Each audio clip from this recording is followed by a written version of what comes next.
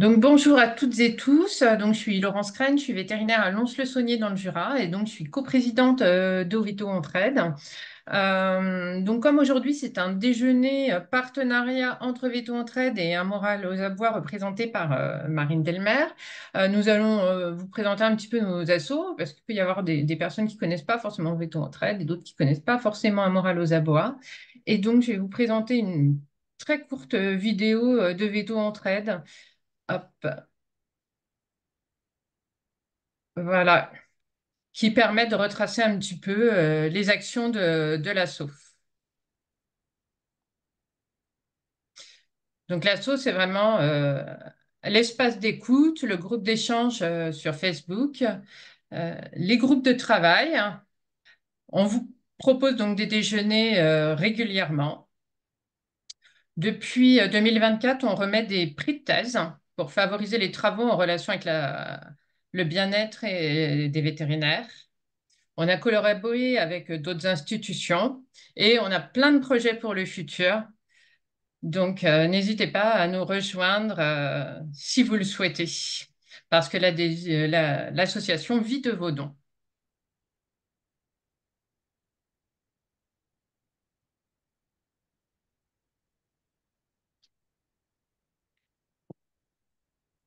Alors, je suis désolée si j'ai dit parler de façon un peu hachée, parce que moi j'avais la musique de ma vidéo, mais je ne sais pas si vous l'aviez, donc c'était pas très confortable. Et donc je Non, passe très bien. la parole à Marine qui va se présenter. Bonjour, donc moi je m'appelle Marine Delmer, je suis vétérinaire aussi depuis 2017, diplômée en 2017, voilà. J'ai fait plein d'expériences et je suis actuellement présidente de Un Moral aux Abois, donc qui est ma petite association, on va dire 2024, qui débute. Donc je vais vous présenter un petit peu tout ça. Hop, alors. Donc, Un Moral aux Abois, globalement, donc c'est une association qui a été créée là en février, qui est assez récente. Je l'ai fondée parce que bah, j'ai été moi-même sur plusieurs expériences victimes de harcèlement moral. Et quand j'ai fait les recherches pour voir ce que je pouvais faire derrière, j'ai pas trouvé particulièrement d'appui spécifique au harcèlement moral dans le milieu veto. Et en plus de ça, j'ai une très très forte volonté d'aider et de faire prendre conscience de ce que c'est, parce que c'est très insidieux comme mal. Et donc l'idée, c'est en fait vraiment de montrer ce que c'est et d'apporter un soutien aux victimes. Et donc les objectifs, ça va être de la sensibilisation et de la prévention, donc que ce soit au niveau des employeurs, des employés, des futurs diplômés que ça soit ASV, veto, peu importe, pour vraiment montrer en fait et expliquer ce que c'est. Et bien sûr, ça va être tout le soutien au niveau des victimes où on va pouvoir échanger et donner des conseils sur la suite des choses ou bah, même parfois ça peut être juste OK, maintenant on s'arrête, on prend soin de soi. Voilà. Donc ça, c'est la petite association. Et donc aujourd'hui, enfin sauf Laurent, je peux y aller ou tu veux que on attende encore un peu? Non, non, vas-y, démarre. S'il y a d'autres personnes qui arrivent, je les ferai rentrer. Pas de Ça souci. marche. Donc aujourd'hui, on se retrouve pour parler du harcèlement moral au travail. Et donc le déjeuner d'aujourd'hui, c'est vraiment pour vous expliquer ce que c'est. Donc si on part vraiment d'un point de vue législatif, la définition du harcèlement moral telle qu'elle est dans le Code du travail et dans le Code pénal, ce sont des agissements répétés qui ont pour objet ou pour effet une dégradation des conditions de travail susceptibles de porter atteinte aux droits et à la dignité du salarié, d'altérer sa santé physique ou mentale et de compromettre son avenir professionnel. Donc, dans cette définition, il y a un mot qui est extrêmement important et c'est le mot répété. Un seul fait, ça ne fait pas du harcèlement moral. Par contre, s'il y a vraiment il y a des faits nombreux, répétés, ça peut être de différentes façons, là, on est dans un contexte de harcèlement moral. Et avant d'avancer un petit peu plus loin dans l'explication de ce que c'est, je vais revenir juste sur cette notion de santé physique ou mentale, parce qu'il y a bien deux santé, et ça, on ne le sait pas forcément. Donc, on a bien deux santé en une. Donc, finalement, quand on entend ou quand on dit oui, oui, je suis en bonne santé, bah, qu'est-ce que ça veut dire exactement? Ben, être en bonne santé, logique, c'est la santé physique. Donc l'OMS va le définir comme un état de complet bien-être où en fait vous allez pouvoir faire plein de choses, plein d'activités physiques et dans les meilleures conditions possibles. Vous n'avez pas de blessures, vous n'avez pas d'ampoule au pied. Voilà, là, vous êtes dans une vous avez une bonne santé physique. Mais être en bonne santé, c'est aussi avoir une bonne santé mentale. Et là, la santé mentale, c'est vraiment un état de bien-être qui vous permet de réaliser complètement votre potentiel, de pouvoir aller affronter tout ce que vous allez pouvoir affronter dans votre vie, les difficultés normales de la vie. Vous allez travailler avec succès, vous allez être productif et voire même vous pouvez carrément apporter une contribution à la communauté. Donc ça, c'est la définition telle qu'elle est donnée par l'OMS. Et donc, on voit bien qu'il y a ces deux santé-là. Donc, la chose sur laquelle il ne faut pas confondre et dont on n'a pas trop conscience, c'est qu'il y a vraiment la force mentale et l'énergie psychique qui représentent en fait la santé mentale. Donc, c'est vraiment deux choses différentes. En vous, vous avez trois choses. Vous avez la santé physique, la force mentale et la santé mentale. Donc, la force mentale, pour vous expliquer un petit peu ce que c'est, ben, en fait, c'est la petite voix que vous avez dans votre tête et qui vous dit, OK, on y va. Donc, c'est elle qui vous fait aller de l'avant, qui vous fait affronter les obstacles, prendre les risques, apprendre, qui vous permet de contrôler votre vie, contrôler vos émotions. La petite voix qui vous dit, OK, là peut-être t'exagères, descends un petit peu en émotion, t'es un peu agressif avec la personne en face. Euh, c'est elle qui va vous donner aussi la confiance dans le fait d'atteindre vos buts. Donc globalement, si on prend le cas du marathonien, c'est la petite voix qui est dans la tête et qui dit allez, allez, il reste plus que 10 kilomètres, on y va, on y va. C'est votre petit coach intérieur. Ça, c'est la force mentale. Donc si on résume ça, la force mentale, c'est un pacte que vous passez avec vous-même pour vous permettre de dépasser la douleur et vous allez pouvoir ainsi rester concentré sur vos objectifs. Vous allez y aller. Ça, c'est la force mentale, qui est fondamentalement différente de la santé mentale représentée par l'énergie psychique. Donc, l'énergie psychique, pour vous expliquer, c'est une énergie qui est produite par votre cerveau. Elle est produite tous les matins. Tous les matins, dès que vous vous levez, enfin, après votre sommeil, globalement, si vous travaillez de nuit ou pas, quand vous vous réveillez, votre cerveau vous donne une petite bourse avec de l'énergie psychique à l'intérieur. Et cette énergie psychique, en fait, elle va vous permettre de faire tout. Elle va vous permettre de déclencher toutes les actions. Ça peut être déclencher une pensée, se mettre à parler, décider d'aller courir. Tout ça, c'est avec la dépense de l'énergie psychique. Et ce qu'il faut comprendre, c'est que ça, il faut l'imaginer comme voilà, une petite bourse que vous avez à votre ceinture. Ben, c'est pas le sac de Mary Poppins, c'est défini. Vous n'avez pas une quantité faramineuse tous les jours. Donc c'est vraiment tous les jours, votre cerveau vous en donne une certaine quantité. Ce qui veut dire que quand vous n'avez plus d'énergie psychique, là, vous êtes en dépression, vous n'êtes plus capable de fonctionner. Donc, je vais essayer de résumer ça parce que je sais que c'est un petit peu fumeux comme sujet, en tout cas, comme explication. Donc, si on résume, on peut prendre tout simplement le distributeur que vous avez dans les gares, dans les aéroports, avec des boissons, des bonbons, des gâteaux, ce que vous voulez à l'intérieur. Globalement, quand vous êtes face à un distributeur, vous allez mettre une pièce dedans. Vous allez mettre la pièce, vous allez évidemment faire le choix. Vous allez avoir le mécanisme qui va se mettre à tourner. Et à la fin, vous allez obtenir ce que vous avez commandé. L'énergie psychique, c'est la même façon. Vous avez l'intention de faire quelque chose, ou vous devez faire quelque chose, vous prenez une pièce que vous mettez dans le mécanisme qui va se mettre en marche. Et à la fin, vous allez pouvoir prendre la parole, pour le cheval, faire un saut, vous mettre à marcher. Et donc, c'est vraiment ça. L'énergie psychique, c'est vraiment la dépense qui vous permet de tout mettre en mouvement. Et donc, si on revient sur la santé mentale, je vous ai dit, l'énergie psychique, c'est la réserve. Cette réserve, en fait, c'est votre petite banque interne et c'est elle qui va définir comment se trouve votre santé mentale. Donc, pour ça, ce que je vous propose, c'est d'imaginer que vous êtes une banque. Vous êtes à la recherche d'une banque. Vous êtes en train de vous promener en ville et vous cherchez où est-ce que vous allez pouvoir mettre votre argent, tout simplement. Donc, si vous tombez sur ce bâtiment, bah là, c'est parfait. Je veux dire, il est très beau, ça paraît luxueux, vous avez confiance dedans. A priori, si vous mettez votre argent à l'intérieur, ça devrait plutôt bien se passer. Donc là, vous avez plutôt envie d'y aller. Si vous vous retrouvez face à un bâtiment qui est complètement délabré, bah là, vous n'allez pas tellement envie d'aller d'aller mettre votre argent là-dedans. parce que clairement, ça vous inspire pas confiance. À tout moment, un coup de vent et le bâtiment s'effondre complètement. Donc ça, vous n'avez pas confiance. Et ce qu'il faut comprendre, c'est que le fonctionnement entre votre cerveau, donc la réserve d'énergie psychique qu'il va vous donner, et votre état mental, c'est pareil. Si vous avez une très bonne santé mentale, votre cerveau va vous en donner. Il va vous donner, vous allez avoir une réserve vraiment florissante d'énergie psychique, vous allez pouvoir accomplir plein de trucs dans votre vie.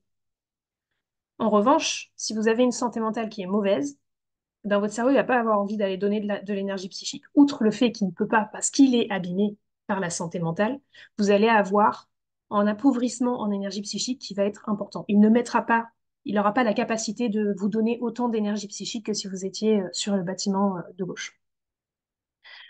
Donc, ça, globalement, c'est vraiment l'idée de la santé mentale qui va être importante. Donc maintenant, je vais revenir sur la notion que je vous avais dit qui était extrêmement importante, qui est le côté répété. Si vous avez un coup qui vous est donné, type un coup d'épée dans le cerveau, ça, c'est pas du harcèlement moral. Globalement, le client qui vient chez vous et qui vous râle parce que le petit chien, il est toujours pas soigné et c'est lamentable et vous vous en prenez plein la figure, ça, c'est pas du harcèlement moral. Ça, c'est un conflit qu'il va falloir répéter, mais c'est un événement une fois. En revanche, si plusieurs fois vous avez un contact avec une personne qui, en fait, vous blesse, pas forcément aussi fortement, mais qui vous blesse, à force de tous ces agissements-là, là, vous allez avoir du harcèlement moral. C'est vraiment la répétition qui va faire qu'on est sur du harcèlement moral. Alors finalement, moi, ce que je vous ai dit, ce qui était important pour moi, c'était de sensibiliser et de venir expliquer un petit peu aux gens ce que c'est. Et ça, Nietzsche le dit extrêmement bien, puisque connaître quelque chose, c'est reconnaître. Ce qu'il faut savoir sur le harcèlement moral, c'est que on ne s'en rend pas compte. On ne s'en rend pas compte, on se dit toujours, oui, ça arrivera aux autres, ça m'arrivera pas à moi. Mais en fait, on ne sait pas ce que c'est. Et quand on en est victime, globalement, on s'en rend compte beaucoup trop tardivement. Et en général, quand on s'en rend compte, c'est vraiment, on est déjà au bout du bout au niveau de notre santé mentale. Et donc, l'idée et l'importance qu'il va y avoir dans la sensibilisation, c'est que si aujourd'hui vous êtes conscient de ce que c'est que le harcèlement moral, vous allez pouvoir agir en conséquence et vous protéger, protéger vos proches. Donc, l'idée avec cette sensibilisation, c'est bien sûr savoir l'identifier, savoir le nommer, réaliser si jamais vous êtes victime, mais aussi réaliser si vous êtes témoin d'un événement de harcèlement moral et dans ce cas-là, comment réagir. Et il faut bien comprendre que chacun a une part de responsabilité au niveau du harcèlement moral. Et tout ça, en fait, le fait de savoir et de savoir ce que c'est que le harcèlement moral, ça permet de promouvoir le respect et la tolérance. Et le fait de savoir tout ça, tout simplement, ça permet de créer un environnement de travail qui va être sécurisé pour tout le monde. Donc, on va parler un petit peu prévalence. Alors, en France, il n'y a pas encore d'études qui le montrent, mais au Québec, ils ont fait une étude pour vérifier un petit peu comment ça se passe au niveau du harcèlement moral. Et globalement, les trois domaines où il y en a le plus, ce sont les ONG, le secteur de la santé et le secteur de l'éducation. Tous les autres sont bien plus loin. Et ce qu'il faut savoir, c'est qu'il y a 10 ans, c'était l'hôtellerie et le commerce. Et maintenant, ils ont mis en place des choses qui permettent pas d'éliminer, il ne faut pas exagérer, mais en tout cas de réduire monstrueusement la prévalence du harcèlement moral chez eux, ce qui fait qu'aujourd'hui, ils sont bien plus bas dans la liste. Et la raison qui est donnée pour le fait que ces trois organismes-là, entre guillemets, ces trois secteurs, soient assez hauts en termes de harcèlement moral, c'est simplement, en tout cas pour la santé, que c'est un domaine qui est sous pression. Il y a beaucoup de conflits d'autorité, il y a beaucoup de rivalité, et les émotions sont très fortes dans le milieu veto, en tout cas, et dans le domaine de la santé. On joue avec, enfin on joue. On est entre la vie et la mort, globalement. Forcément, les émotions peuvent être très très importantes parce que on prend à cœur les choses, et donc ça peut être une des raisons pour lesquelles il y a du harcèlement moral. Donc comme je disais, en France, pas d'études pour le moment, mais ça peut valoir le coup. Donc maintenant, on va rentrer vraiment dans le vif du sujet et je vais vous expliquer exactement comment vous pouvez reconnaître le harcèlement moral. Donc là, je vais vous donner quelques signes. C'est pas, euh, c'est pas exhaustif. Vous avez plein de possibilités. Là, c'est vraiment les plus importantes. Donc la première chose qu'on va avoir en termes de harcèlement moral, ça va être la torsion de réalité. Alors la torsion de réalité, globalement, c'est vous allez avoir quelqu'un qui va vous expliquer quelque chose, qui va vous raconter une situation. Bon, très bien, vous n'avez pas de raison de mettre en doute cette parole. Et en revanche, bah, quelques mois, semaines plus tard, voire même parfois quelques années, il va pouvoir vous raconter encore cet épisode et cette fois, bah, ça aura changé. Ce ne sera pas le même discours et en fait, vous n'arriverez pas à savoir lequel des deux est la réalité. Ça, c'est de la torsion de réalité. C'est le fait d'aller modifier pour se mettre en avant, en général. Après, vous allez avoir évidemment tout ce qui va être les sous-entendus, les allusions malveillantes, les mensonges, les humiliations, la petite réflexion, ah bah tiens, elle rentre de vacances, donc bah, comme par hasard, on a une erreur de caisse. Sous-entendu, la personne qui rentre de vacances a piqué dans la caisse. Donc ça sont des sous-entendus, voilà, des choses qui peuvent rentrer dans le cadre du harcèlement moral. Vous avez aussi évidemment toutes les plaisanteries grossières, les gestes obscènes et tout ce que la victime va pouvoir dire est sujet au mépris. Ça n'a aucune valeur. Et là où il faut faire extrêmement attention, c'est qu'en général, ces choses-là, eh ben, c'est anodin quand c'est pris l'un derrière l'autre. Quand vous prenez juste un événement comme ça, type elle rentre de vacances, on a une erreur de caisse, ça peut être dit complètement sur le ton de l'humour. Donc ça vous paraît anodin. C'est blessant, mais ça paraît anodin. Bon, c'est une blague de mauvais goût. Voilà, c'est ce qu'on peut se dire. Mais en fait, ça, répété, eh ben, ça va permettre au harcèlement moral de se propager insidieusement. Parce que vous vous en rendez pas compte, à chaque fois, vous dédouanez en fait ce qui a été dit. Et là où je veux revenir aussi également à quelque chose qui est assez importante, c'est que le harcèlement sexuel, avec les gestes obscènes, les plaisanteries grossières et compagnie, ça, le harcèlement sexuel, c'est juste un pas de plus dans le harcèlement moral. C'est pas fondamentalement différent, c'est vraiment un pas de plus. Donc, globalement, quand on a tout ça, quelles vont être les conséquences pour la victime? Vous allez en avoir globalement deux grosses, deux gros types de conséquences. Le premier, ça va être tout ce qui va se passer dans un premier temps. Globalement, c'est avant que la victime se rende compte qu'elle est victime de harcèlement moral. Et après, vous allez avoir les conséquences une fois que la personne s'est rendue compte qu'elle était victime. Donc, dans un premier temps, vous allez avoir un désistement. La personne, elle va fuir le conflit. En fait, elle va avoir peur, elle va pas avoir envie de se lancer ou de se reprendre une réflexion, et donc, du coup, elle va naturellement partir et ne pas chercher à aller comprendre, globalement, ou rentrer en conflit avec la personne en face. Et en même temps, vous allez avoir une confusion, parce que, bah, en fait, la victime, elle va pas comprendre ce qui se passe, elle va pas comprendre pourquoi elle se prend cette violence, en fait, tout simplement. Et au fur et à mesure, ben, elle va perdre complètement une partie de soi. Et toute la partie ultra vivante, spontanée, super joie de vivre, tout ça, ça va disparaître. Et les victimes vont être comme vampirisées et complètement vidées, vidées de leur moelle interne, vidées de leur énergie. Et par-dessus toute cette confusion, vous allez avoir du stress.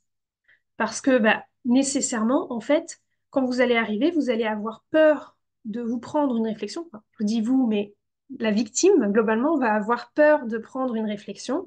Et en fait, il va y avoir un stress permanent. Stress de venir au travail, stress de la journée, stress de se prendre une réflexion quand vous rentrez chez vous. Et en fait, tout ce stress, ben, ça va entraîner des troubles chroniques. Alors le stress, c'est normal, entre guillemets. Le stress, c'est quelque chose que la nature a créé pour faire face à un conflit. Mais c'est pas censé durer. C'est censé être vraiment, c'est bah, globalement la proie qui constate le prédateur qui arrive. Là, vous allez avoir les hormones de stress qui vont arriver. Et donc, hop, ça va donner la force, en fait, soit de lutter, soit de fuir. Mais si vous avez du stress en permanence, votre corps, il n'est pas fait pour vivre avec des hormones du stress en permanence à un niveau élevé. Et donc, vous allez avoir des troubles internes chroniques. Ça peut être des ulcères, évidemment, les ulcères gastriques, ça peut être de l'eczéma, ça peut être de l'hypertension artérielle, ça peut être déclenchement d'une maladie auto-immune, type maladie de Crohn, syndrome du côlon irritable. Ça peut vous déclencher ce genre de choses. Et vous allez avoir la peur naturelle, comme je vous disais, puisque vous allez avoir peur en fait de la réflexion, ce qui va faire toute cette suite d'événements. Et la peur, nécessairement, va vous isoler. Comme vous avez peur, vous n'allez pas chercher à y aller.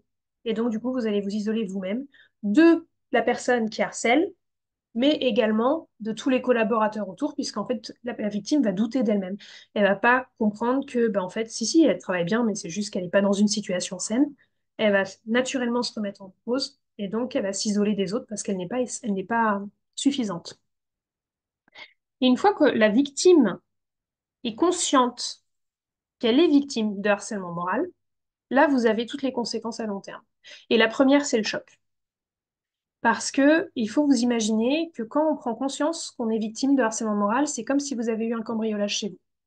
Vous rentrez chez vous du travail tranquillement, et là, vous voyez la porte ouverte, tous vos tiroirs, vos meubles, vos livres, tout est par terre, quelqu'un a fouillé, a tout cherché partout. Je ne sais pas si vous avez déjà vécu ça, mais c'est extrêmement traumatisant. Vous ne vous sentez plus en sécurité chez vous. Il y a quelqu'un que vous ne connaissez pas qui est rentré sans votre permission chez vous. Le harcèlement moral, c'est le même principe. Quand vous vous rendez compte que vous êtes victime de harcèlement moral, la première chose, ça va être le choc. Il y a quelqu'un qui est rentré dans votre tête, qui a mis un foutoir pas possible, qui vous a complètement détruit votre personnalité. Et en fait, vous n'avez rien fait, vous ne vous en êtes même pas rendu compte. Là, vous vous rendez compte qu'il y a eu agression. Et donc, va s'en suivre tout un tas de, de, de- de signes. En fait, vous allez avoir évidemment de la douleur, mais vous allez avoir de l'angoisse, vous allez avoir honte. Honte. Vous avez quelqu'un qui est venu dans votre tête, qui est venu tout chambouler, et vous n'avez rien fait. Donc, nécessairement, la victime va avoir honte d'avoir été victime de ça. Et vous allez avoir une perte de l'estime de soi, nécessairement. Vous n'avez pas su vous protéger, donc forcément. Et globalement, Marie-France Irigoyen le résume bien dans un témoignage qu'elle a eu, où elle explique que la personne qui s'est rendue compte qu'elle était victime de harcèlement moral explique que elle a l'impression d'être comme un boxeur à terre et on continue à le retrouver. Donc ça, c'est typique. Vous vous rendez compte en fait que vous êtes victime de harcèlement moral, mais vous n'êtes pas sorti de la situation. Vous y êtes encore. Et du coup, vous êtes très mal, vous vous en rendez compte, et pourtant on continue de venir vous frapper. On continue de venir vous harceler. Pour la petite histoire, Marie-France Irigoyen, c'est une psychiatre qui a passé sa vie sur justement les troubles de santé mentale et le harcèlement. Et c'est grâce à elle que le harcèlement moral a été intégré dans les différents codes, donc travail et pénal en France. À la suite du choc, vous allez avoir une décompensation qui va se faire. Et donc là, comme je vous disais, les victimes, elles se sentent vampirisées. Là, c'est beaucoup plus fort. Là, vous n'avez plus d'essence de vie, globalement. Donc vos capacités de résistance, eh ben, elles s'annulent. Vous en avez quasi plus. Et du coup, vous arrivez à un épuisement psychique. Vous arrivez au fond de votre réserve d'énergie psychique, vous n'en avez plus. L'état anxieux, bien évidemment, extrêmement présent parce que vous êtes encore dans la situation et vous avez peur de vous en prendre. Comme vous n'avez plus de réserve d'énergie psychique, fatigue extrême, et je ne vous parle pas de la fatigue de vous vous êtes couché tard, vous avez une garde extrêmement fatigante. Là, on parle d'une fatigue où vous ne vous reconnaissez plus.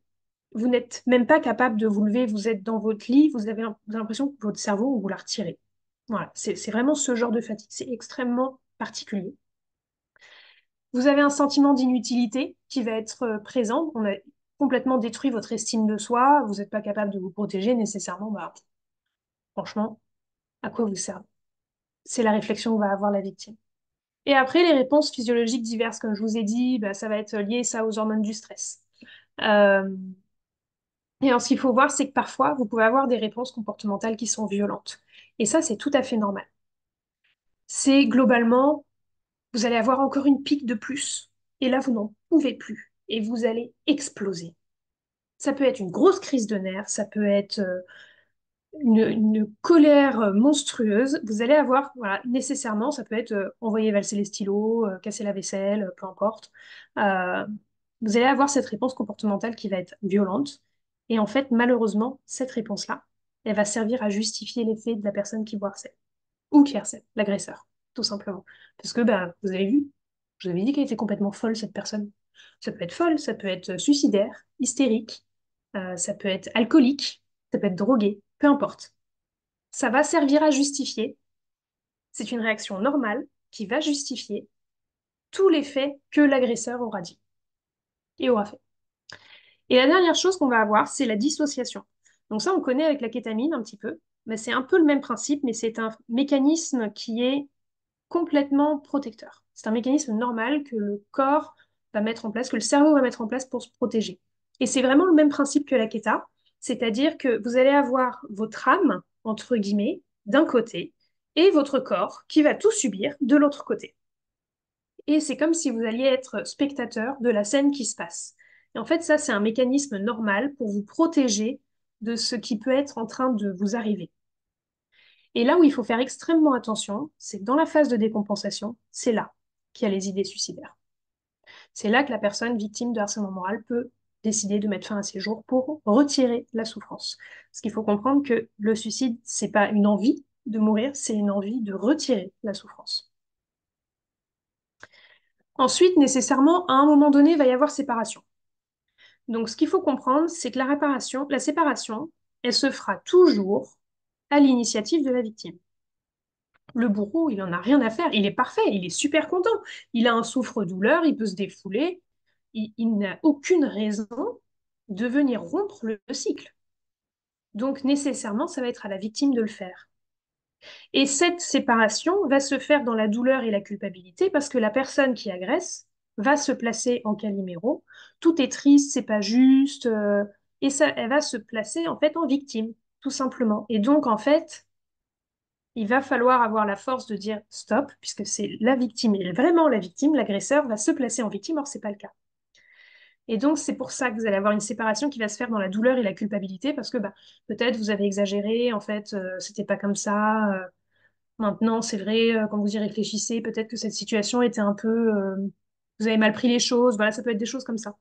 Mais il faut le faire. Et la chose qui est importante à savoir, c'est que quand vous avez pris cette décision de séparation, que vous êtes séparés, vous avez, malgré la douleur et la culpabilité, un sentiment de libération qui va venir se mettre, qui est immédiat, où la victime va se sentir complètement libérée, ce qui ne veut pas dire qu'il y a beaucoup de choses, qu'il y a pas tout le mal qui a été fait à réparer derrière, mais ce sentiment de libération est présent et immédiat.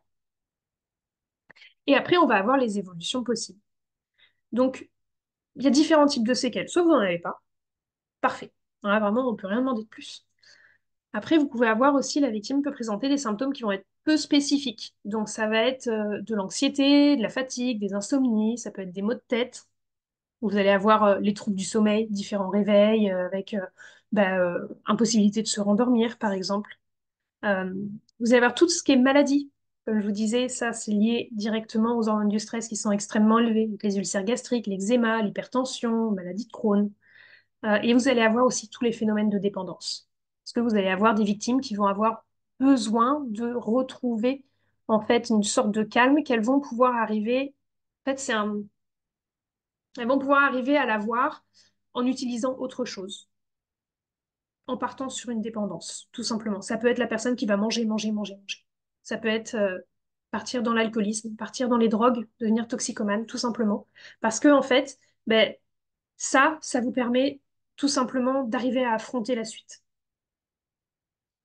Et après, vous allez avoir aussi tout ce qui va être stress post-traumatique. Donc ça a été constaté sur les victimes de harcèlement moral. On a des effets qui sont quand même très proches du stress post-traumatique, que ce soit en journée ou dans la nuit.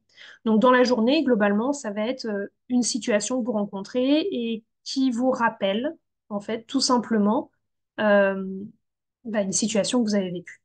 Et nécessairement, vous allez partir. Vous allez vous isoler, vous allez vous retirer de cette situation. Même si ce n'était pas une situation qui était nocive, ça vous rappelle un mauvais souvenir, vous partez. Et en pleine nuit, ben, ça va être les troubles du sommeil, ça va être de l'insomnie, ça va être des cauchemars, ça va être ne pas arriver à s'endormir. Et après, la chose aussi que vous allez avoir, ça va être de l'hypervigilance. Vous allez regarder partout. Le moindre truc que vous allez voir, vous allez l'analyser. Dire, OK, ça, harcèlement, non, ça va me blesser, ça va me blesser, hop. Et vous allez tout voir. Et ça, c'est extrêmement fatigant aussi d'être dans l'hypervigilance. Donc finalement, avec toutes ces conséquences, il y a une question qu'on peut se poser et qui est tout à fait légitime, c'est finalement, quand on est victime de harcèlement moral, est-ce que c'est une cicatrice au fer rouge qu'on n'oubliera jamais? Alors j'ai une mauvaise nouvelle. La réponse, elle est oui. Mais il y a une très très bonne nouvelle. C'est qu'en fait, ça ne veut pas pour autant dire que vous ne pourrez pas rebondir. En fait, il faut voir un peu comme une forêt qui est ravagée par le feu, tout simplement. Rapidement, après un incendie, vous allez avoir d'autres plantes qui vont arriver. Vous allez avoir en fait une nouvelle forêt qui va se mettre en place. Le terrain devient un peu plus fertile. Là, c'est le même principe. Vous avez été victime de harcèlement moral. En tout cas, la personne a été victime de harcèlement moral. Ça ne veut pas pour autant dire que vous ne pourrez pas bâtir votre avenir dessus. Voire même, en fait, le traumatisme que les victimes auront vécu Elles vont donner une capacité à mieux repérer les éléments pervers d'une relation. Ce qui fait que nécessairement, vous avez été victime une fois, vous avez fait tout ce qu'il faut pour être réparé derrière. Globalement, il faut du temps. Une fois que vous avez été réparé, en fait, là, rapidement, vous verrez les situations qui vous plaisent pas et vous allez vous en sortir. La victime va sortir de ce genre de relation bien plus rapidement que si elle n'avait pas été victime, parce qu'elle va reconnaître et elle va savoir ce que ça lui fait. Donc, c'est pas si c'est terrible, évidemment, d'être victime de harcèlement moral, mais c'est pas une fin en soi. Alors évidemment, il y a les conséquences pour la personne, mais il y a aussi des conséquences pour l'entreprise. La première, elle est évidente, c'est la mauvaise ambiance au travail. Si vous avez du harcèlement moral au sein de votre entreprise, nécessairement, il y a une mauvaise ambiance. Mais ce qu'il va y avoir aussi, ça va être une diminution de l'efficacité. La victime, elle est fatiguée. Elle a pas confiance en soi. Elle a plus d'estime de soi. Et donc, nécessairement, elle va moins arriver à prendre des décisions. Elle va prendre beaucoup plus de temps pour faire les choses, voire, oui, bon, là, aujourd'hui, j'ai pas envie d'aller faire une radio. Vous reviendrez la semaine prochaine pour faire une radio tel jour. Voilà. Donc, ça, typiquement, vous avez une diminution de l'efficacité de la personne en face de vous. Nécessairement, le fait de diminuer l'efficacité fait que vous avez une baisse de rentabilité. La personne, elle n'est plus capable d'effectuer le travail qu'elle pouvait effectuer si elle était parfaitement saine et en bonne santé, pour le coup, donc santé mentale et santé physique. Donc, comme vous n'avez pas cette capacité-là, vous avez une baisse de rentabilité pour la société. Et derrière, vous avez aussi tout ce qui va être favorisation de l'absentéisme, puisque comme la personne n'est pas bien, potentiellement, elle peut plus, du coup, se mettre en arrêt pour les dégâts psychologiques qui ont été entraînés, mais également le fait d'avoir un stress constant et d'une fatigue, ça joue aussi sur le système immunitaire. Donc ces personnes-là sont plus susceptibles d'être malades, et nécessairement, si elles sont plus malades, elles vont avoir plus d'arrêts de maladie, et donc vous allez avoir des membres de votre équipe qui seront absents. Et on aura aussi les conséquences pour les animaux. Donc on aura une qualité de soins qui sera dégradée. Je vais prendre ça un petit peu, je vais expliquer ça un petit peu dans la diapo d'après. Et après, vous allez aussi avoir le côté d'échange, en fait, au sein de votre équipe. Si vous avez du harcèlement moral, vous avez une mauvaise ambiance. On n'a pas envie de discuter avec les autres, on n'a pas envie de voir ses collègues, voire on s'isole. Et donc, nécessairement, vous avez moins d'échanges au niveau de l'équipe. Et comme vous avez moins d'échanges au niveau de l'équipe, bah derrière, vous avez des difficultés. En fait, on fonctionne beaucoup dans le brainstorming en vétérinaire. Là, vous allez avoir des difficultés en fait à faire le brainstorming parce que vous ne voulez pas aller échanger. Et par ailleurs, vous allez avoir des personnes qui vont partir parce qu'elles ne se sentent pas bien. Et donc, vous allez avoir tout le personnel compétent qui va partir. Et le fait d'avoir le manque d'échange et le personnel compétent qui part, bah, tout ça, c'est un risque d'erreur de diagnostic qui était un peu plus fort. Et ce qu'on aura aussi, c'est que comme il y a une mauvaise ambiance dans la clinique, nécessairement, vous allez avoir une ambiance qui va être très stressante pour les animaux, qui sont quand même des éponges émotionnelles. Donc, vous allez avoir des animaux qui sont stressés, et vous, étant vous-même, parce qu'il n'y a pas que la victime, mais globalement, si l'ambiance est mauvaise, vous êtes stressé, vous n'êtes pas très bien, nécessairement, en fait, vous allez avoir un petit peu plus rapidement passé sur de la violence, tout simplement. Vous allez manquer en patience, et donc vous pouvez avoir de la violence sur animaux. En ce qui concerne la qualité des soins, bah, globalement, vous allez avoir les soins aux animaux hospitalisés qui seront pas, voire mal effectués. Vous allez avoir des erreurs, prendre plusieurs fiches, préparer les traitements pour plusieurs animaux, et puis hop, vous aurez injecté le Sérénia au chat, alors qu'en fait, il fallait l'injecter au chien. C'est pas forcément là, pour le coup, c'est pas une injection dramatique, mais ça peut être quelque chose d'un peu plus grave. Et vous aurez moins de patience envers les animaux. Et ça peut résulter en une violence ou un manquement aux soins. Le chien qui est stressé, on l'a tous. C'est pas parce qu'on a un animal stressé qu'il y a du harcèlement moral dans la clinique. Mais s'il y a du harcèlement moral, les animaux sont naturellement stressés. Déjà que l'hospitalisation est un événement stressant pour eux, s'ils le sont d'autant plus, vous allez avoir, je sais pas, le chien qui va se mettre à gueuler toute la journée. Ah, vous en pouvez plus à la fin de la journée. Vous en pouvez plus, et donc du coup, bah, ça revient à venir donner un coup sur la grille pour faire peur au chien. Donc là, on est sur une violence indirecte, c'est la grille qui a pris le coup. Ou alors, oh, il m'a fait chier toute la journée, c'est bon, je lui donnerai à manger demain matin, ce soir, il l'a pas mérité, il a été embêtant toute la journée. Voilà, bah là, vous avez un gros manquement aux soins de ce côté-là. Et nécessairement, vous avez une mauvaise surveillance des hospitalisés. La victime n'est pas très bien, elle est fatiguée, elle ne fait pas forcément attention, elle n'a pas une bonne efficacité, et donc nécessairement, bah, elle va pas prêter attention à autant de choses qu'à ce qu'elle devrait sur les animaux hospitalisés. Des choses qui peuvent se passer vont être complètement dédouanées, et on va chercher une excuse, et donc du coup, vous aurez tout ça. Donc globalement, le fait d'avoir du harcèlement moral dans une clinique vétérinaire, ça aboutit à une chose sur les animaux, c'est de la négligence, ce qui est un petit peu dommage pour une clinique vétérinaire. Donc globalement, on se dit finalement, quand on voit tout ce que ça fait, quand on voit tous ces signes, en fait, pourquoi? Comment est-ce qu'on arrive à se dire que, bah ouais, ça fait 3 ans que je suis victime de harcèlement moral, en fait? Comment est-ce que c'est possible de durer aussi longtemps? En fait, c'est parce que la mécanique du harcèlement moral, elle est très particulière. La première chose, ça va être la séduction. La séduction, elle peut durer plusieurs années. Et globalement, ça va être le bourreau, l'agresseur, qui va venir séduire complètement la victime et qui va finir complètement par l'influencer. Et en fait, ce bourreau, eh ben, il aura la connaissance ultime. C'est lui qui a la vérité. Il sait tout. Et il se remet jamais en cause, bien évidemment. Et en fait, de se placer comme ça en petit Dieu, nécessairement, vous allez avoir bah, envie, ah oui, effectivement, il sait tout, ah bah oui, oui, oui. Et vous allez rentrer dans la séduction.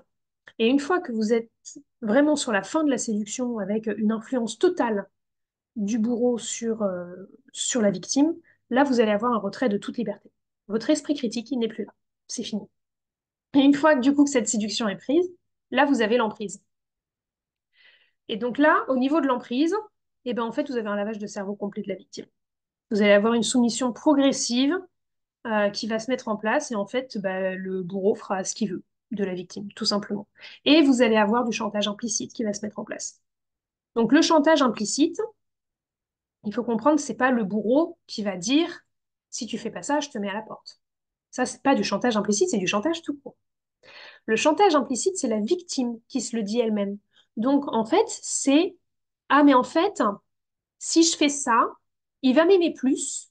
Et s'il m'aime plus, bah du coup, je souffrirai moins dans la relation. Parce qu'en en fait, la victime se rend un petit peu compte qu'il y a une souffrance, mais elle ne met pas le mot dessus. Par contre, elle se rend compte qu'elle a besoin d'améliorer la relation. Et donc, du coup, elle va se mettre en place toute seule du chantage implicite. Donc, tout ça, vous allez avoir dans le phénomène d'emprise. Et vous allez avoir dedans la communication perverse. Donc, la communication perverse, globalement, tout ce que la victime peut dire, c'est sujet au mépris, à la dérision, c'est n'importe quoi. De toute façon, on a vu, le bourreau a toujours raison et va avoir une hostilité qui est à peine voilée, voire un discours paradoxal. Donc le discours paradoxal, pour vous expliquer, c'est quand vous avez le comportement qui dit quelque chose et la parole qui dit autre chose. Globalement, ça va être ah oui, oui, non, mais c'est bien ce que tu fais. Aucun sourire, rien du tout, deux visages, on voit que franchement, ça va pas. Et pour autant, si on prend vraiment juste le texte, bah, c'est plutôt positif. Mais l'attitude rend ça négatif. Là, vous avez un discours paradoxal. Et c'est ce discours-là qui va faire en sorte que les autres autour de vous ne se rendent pas forcément compte. Ils se disent que, bah non, en fait, bah, c'est sympa, il est sympa avec lui, il a dit ça. Oui, mais vous voyez pas la tête. Vous voyez pas forcément que c'est paradoxal. En fait, c'est une menace derrière. Et donc, vous allez avoir aussi derrière tout ce qui va être agression physique indirecte. Donc ça, les agressions physiques indirectes, c'est jamais sur la victime, c'est indirect. Donc c'est sur les événements. Ça peut être jeter le stylo, jeter une blouse, claquer une porte. Tous ces événements-là violents sont toujours sur un objet. Et ça peut être sur l'animal. C'est pour ça que je vous parlais du côté de violence sur les animaux. Vous pouvez avoir de la violence sur l'animal. Et donc avec tout ça, en fait, le bourreau va complètement imposer son pouvoir. La victime va être écrasée. Il n'y a plus d'esprit critique. C'est terminé. Et là, c'est le bourreau a complètement, la victime est une marionnette. Le bourreau a complètement la main sur la victime. Et de toute façon, tout ce que peut dire la victime, c'est n'importe quoi. Vous allez avoir un événement, un effet groupe qui va se mettre en place aussi par derrière, où en fait le groupe va être manipulé pour faire comprendre que bah, ce que la victime raconte, bah, c'est n'importe quoi. Et derrière, vous allez avoir la violence perverse. Et là, la violence perverse, c'est la victime. Donc, c'est ce que je vous expliquais tout à l'heure, où en fait, vous allez avoir la victime qui va être poussée à bout, Et à un moment donné, elle va réagir. C'est une obligation, en fait. Elle va réagir, elle va pas pouvoir rester comme ça, elle va pas comprendre ce qui est en train de se passer, et elle va avoir une réaction qui peut être violente. Comme je disais, la crise de nerfs, la colère. Et nécessairement, en ayant tout ça, ben ça, cette réaction-là, va permettre de justifier les actions de l'agresseur. L'agresseur, ce qu'il va faire, ça va être presque dans le privé. Vous n'aurez pas beaucoup de témoins. La réaction de la victime, elle peut être publique. Et en général, elle l'est. Et donc, c'est là que cette réaction va permettre à l'agresseur de justifier au groupe, vous avez vu, j'avais raison. Je vous avais dit qu'elle était caractérielle, alcoolique, suicidaire, peu importe. Tout va être justifié. Donc ça va être la mécanique vraiment du harcèlement moral. Et donc là, je vais vous donner quelques exemples pour vraiment bien vous faire comprendre un petit peu ce que c'est. Donc le premier, pas du tout veto, c'est Simone Biles. Je ne sais pas si vous voyez qui c'est. C'est une grande gymnaste américaine. Elle a été vraiment, c'est un prodige dans sa catégorie. Et en fait, au JO de Tokyo, en 2021, euh, elle a compris qu'elle ne pourrait plus. Et là, il y a vraiment eu un stop, en fait. Elle ne pouvait plus faire ce qu'elle faisait depuis des années de façon absolument brillante. Elle ne pouvait plus le faire. Et donc, elle l'explique très bien, où elle dit que bah, dans sa tête, à ce moment-là, bah, c'était la mort. En fait, il y avait un silence total. Elle était enfermée entre son corps et son cerveau. Elle voulait faire les choses, mais en fait, elle savait, elle comprenait qu'elle ne pourrait pas les faire et son corps ne les ferait pas. Et après, en termes de réparation, bah, il y a des moments où elle se disait que bah ouais, ça va très bien. Et puis soudainement, ça va plus. Ça va plus du tout. Et même si elle pensait que ça allait bien, ben, en fait, son corps et son esprit ont été les premiers à dire non. Et en général, le corps est le premier à dire non. Votre corps va vous envoyer des petits signaux. Vous êtes plus malade que d'habitude, vous avez des boutons de fièvre à répétition. Des petits signaux qui vous disent, attention, il y a peut-être quelque chose. Mais en général, on apprend à les ignorer. Et une fois qu'on les a ignorés, ben là, c'est l'esprit, il a plus le choix. Il est obligé de lui aussi dire non. Et c'est ce qui s'est passé. Et donc, elle a été, pour l'histoire, elle a été victime en fait de harcèlement sexuel avec, il me semble que c'était le docteur qui était responsable de l'équipe. Et en fait, elle a tout eu, comme toutes ses collègues. Tout le monde n'a rien, personne n'a rien dit. Et en fait, arrive un moment, ben, ça a décompensé.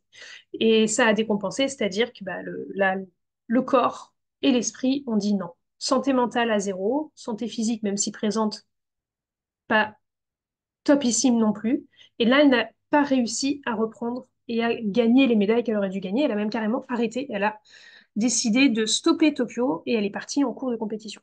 Ce qui a valu pour elle beaucoup, beaucoup de dénonciations sur les réseaux, ce qui a été très difficile, jusqu'à ce qu'on mette à jour cette affaire. Et après, effectivement, elle a mis 2 ans à se réparer. Fin 2023, elle a recommencé une première compétition de champion du monde en Belgique, où elle a gagné. Et elle a été présente au JO de Paris. Et au JO de Paris, elle a juste gagné 3 médailles d'or et une médaille d'argent.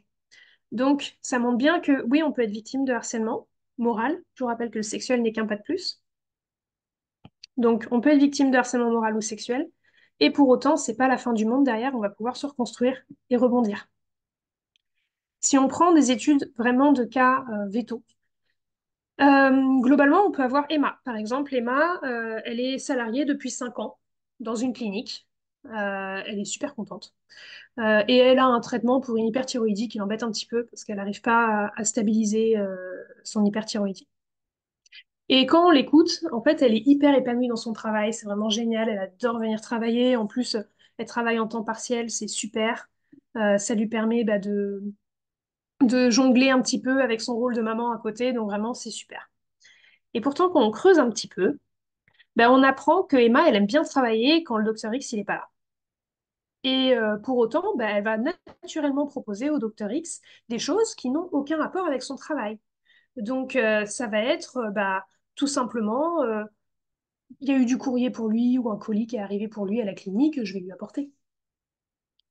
Je vous rappelle que là, c'est du chantage implicite, du coup. Elle est fortement irritable, aussi à la maison. Il lui arrive de rentrer du travail en larmes. Et quand on la regarde un petit peu, on suit un petit peu sa journée au boulot, on se rend compte que très très rapidement, elle va râler sur ses collègues ASV. Et ça peut être assez dur. Et elle est régulièrement appelée lors de ses congés ou voire même quand elle a fini sa journée par le docteur X pour qu'il puisse en fait expliquer un petit peu ce qui se passe, qu'elle puisse expliquer un cas, qu'elle puisse donner son avis sur quelque chose alors qu'elle est en congé. Donc globalement, quand on voit tout ça, bah il y a des éléments en fait qui montrent le harcèlement moral. Elle est fortement irritable, donc il y a le stress, il y a tout ça, il y a quelque chose. On n'est pas naturellement irritable toute sa vie, hein. Si ça ne va pas, on est irritable. Donc il y a quelque chose. Elle rentre du boulot en pleurant, elle râle. Finalement, il y a un côté stress et il y a ce chantage implicite. Donc quand on creuse vraiment, mais en fait Emma, elle est bien victime de harcèlement moral.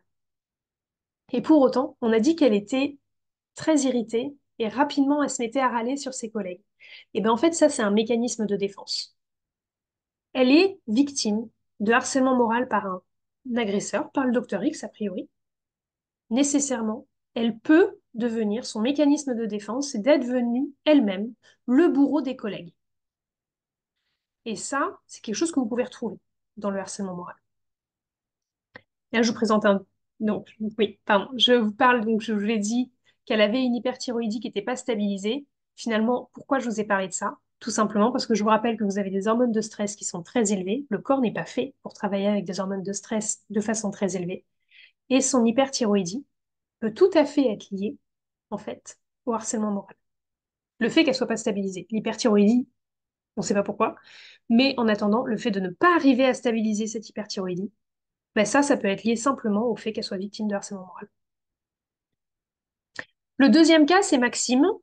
Maxime, c'est un jeune véto. Il vient tout juste d'être diplômé. Ça fait 6 mois qu'il bosse dans sa première clinique et franchement, au début, c'était super. Et, euh, et au bout de 2 mois, en fait, il commence à douter de ses compétences. Il n'est pas très sûr de lui. Il est devenu vraiment stressé. Il perd son estime de soi. Il se sent pas vraiment très bien. Le soir, il avait constamment peur de recevoir un message de reproche. Dès que le téléphone sonnait, c'était le coup au cœur. En, en week-end, même quand la clinique était fermée, en fait, il était incapable de bouger le cou. Il avait des cervicalgies extrêmement importantes qui obligeaient de prendre jusqu'à du tramadol pour arriver à se sortir de ces douleurs-là. Il mangeait très très peu parce qu'il n'avait pas faim. Et dès qu'on lui parlait travail, fermé. Complètement fermé ou en pleurs, selon la personne qui était en face de lui. Et en fait, quand on vient chercher un petit peu ce qui se passait au niveau du travail, ben, on se rend compte qu'il subissait de nombreuses humiliations par docteur B, voire même en face des clients. Et que bah, ce docteur-là, il n'arrêtait pas de lui rabâcher que bah, de toute façon, il était nul, il était complètement incompétent, que franchement, la prochaine erreur, c'était la porte, parce que, il en a ras-le-bol. Et pour autant, bah, il était constamment placé dans des situations d'échec. Et ces situations d'échec étaient aussi générées par le fait qu'il recevait des ordres contradictoires. Et du coup, comme il avait des ordres contradictoires, nécessairement, il y allait avoir un échec derrière, il allait se tromper, et donc la faute lui était rejetée. Et donc, on voit bien là-dedans que bah, Maxime était bien victime de harcèlement moral, et il a quitté cette clinique parce qu'il en subissait. Et il a trouvé aujourd'hui un poste bien plus respectueux dans une clinique concurrente, dans le même coin. Et pour autant, eh ben, son combat n'est pas fini, parce que bah, en fait, il a mis vraiment plusieurs mois et c'est pas encore terminé pour se sevrer, que ce soit en anxiolytique, en antidépresseur, en somnifère et en tramadol. C'est toutes les choses qu'il a prises pour arriver à travailler dans cette première clinique. Et donc aujourd'hui, notamment avec le tramadol, on est sur de la dépendance médicamenteuse et donc ça, c'est très long. Il est en train de dépasser tout ça et de se guérir de tout ça, mais c'est long. Et ça peut avoir des séquelles sur le long terme. Donc globalement, si je résume, le harcèlement moral, c'est un mal-être individuel, une baisse de rentabilité et de réputation pour la structure, et également une mauvaise qualité de soins. Et finalement, pourquoi est-ce que c'est si dur de lutter contre le harcèlement moral? Ben, c'est qu'il y a une chose systématique, c'est qu'il y a un refus de communication. Et ce refus de communication va amplifier la confusion de la victime. C'est-à-dire que, en fait, la victime, quand il va y avoir un conflit avec ce bourreau, elle va se demander ce qui se passe. Elle va essayer d'aller le voir et de lui dire, OK, je comprends pas pourquoi est-ce qu'il s'est passé ça. L'agresseur, il va tout de suite se mettre en retrait. Il va se victimiser. et il va refuser de discuter. Et comme il refuse de discuter, ben, la victime n'aura pas la réponse, et du coup, confusion, et du coup, on tombe vraiment complètement dans le harcèlement moral où la personne ne sait pas. Et donc, c'est un crime parfait, tout simplement parce que bah, vous n'avez pas de preuves. Très rare, très très rare d'avoir des preuves dans le harcèlement moral. Et c'est rarement physique. Vous n'aurez pas le coup qu'on vous aura mis ici avec l'énorme bleu, vous pourrez montrer à un médecin. Les bleus, vous les avez dans le cerveau et clairement, bah, non décelable à l'IRM. Donc, bah, en fait, vous n'avez pas de preuves physiques ou matérielles à aller montrer. Les témoins sont souvent silencieux car eux-mêmes ont peur de s'en prendre plein la figure ou ont peur d'agir, ont peur pour leur job, quoi que ce soit. Et donc, du coup, vont rien dire. Et les proches, leur soutien est souvent faible. Parce qu'en fait, on ne se rend pas compte qu'une personne puisse être aussi nocive. Et donc, nécessairement, vous allez avoir les proches qui vous connaissent, mais qui ne connaissent pas votre situation au travail, qui vont vous dire, non, mais tu crois pas que tu as un peu exagéré, non, mais peut-être que là, en fait, il a mal pris parce que tu as dû le dire comme ça, ou quoi que ce soit. Et tout ça, en fait, ça va amplifier la souffrance de la victime qui va se remettre encore en question et essayer de comprendre et se dire que c'est sa faute à elle. Et ça va retarder la réalisation du fait que ce soit du harcèlement moral. Et c'est en ça que c'est un crime parfait. Et finalement, comment est-ce qu'on peut lutter contre ça? Bah, comme je vous ai dit au début, on a tous notre responsabilité. Et que ce soit dans la vie quotidienne, quand on est témoin, quand on est victime, on a tous un rôle à jouer. Mais pour vous parler de tout ça, eh ben, je vous attends tout simplement le vendredi 8 novembre, où on aura un autre déjeuner pour venir discuter et comprendre comment est-ce qu'on peut lutter, comment est-ce qu'on peut éviter ce genre de situation. Voilà, je vous remercie pour votre attention. Merci Marine.